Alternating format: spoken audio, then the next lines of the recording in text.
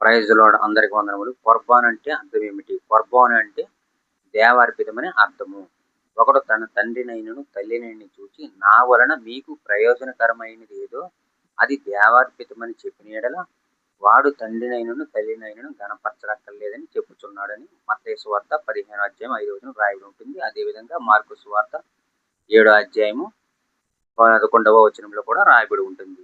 కొర్బాన్ అనేది ఏ విధంగా అది ఉంటుందంటే, యూదుల నియమం ప్రకారం తల్లిదండ్రులు చూసుకోవాలి. అయితే అవినీతి పరులైన కొంతమంది బోధకులు, యూదులు ఏం చేసేవారంటే, కుమారులు తమ తల్లిదండ్రులను చూసుకోవడంలో అలసిపోయినట్లయితే, శ్రమ పడినట్లయితే వారు వచ్చి కొర్బాన్ అని చెప్పి ప్రమాణం చేస్తే ఆ తల్లిదండ్రుల్ని ఇంక చూసుకో అవసరం లేదు. అప్పుడు తల్లిదండ్రులకు ఉపయోగించవలసిన వనరులు లేకపోతే ఆ ఖర్చంతా కూడా దేవుని మందిరానికి, దేవుని కానుకలకు గాను, అలాగే దేవుని మందిరంలో యెరూషలేము మందిరంలో వేయాలని బోధించేవారు.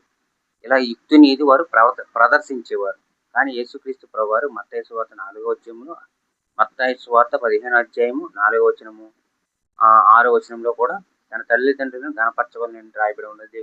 అదేవిధంగా ఒకడు తన తండ్రినైనను తల్లినైనను దూషించువానికి మరణశిక్ష విధించాలని రాయబడి ఉన్నది కదా. మీరు దేవుని వాక్య నిరర్ధకం ఎందుకు చేస్తున్నారు?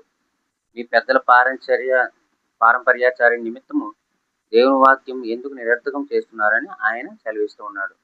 కాబట్టి యేసుక్రీస్తు ప్రభువారు ముదిమి నీ తల్లిని నిర్లక్ష్యం చేయకమని, నీ తల్లిదండ్రులు కనపరచాలని, నీ యొక్క తల్లిదండ్రుల పట్ల నీవు బాధ్యత కలిగి జీవించాలని సిలువలో ఆయన కూడా తన తల్లి బాధ్యతను యేసుక్రీస్తు ప్రభువారు మరి తన శిష్యుడైన యోహానుకు అప్పచెప్పారు. ఈ విధంగా మరి యూదులు పెద్దల పారంపర్యాచారం నిమిత్తము దేవుని వాక్యమును నిరర్థకం చేస్తున్నారు. అలా చేయకూడదు.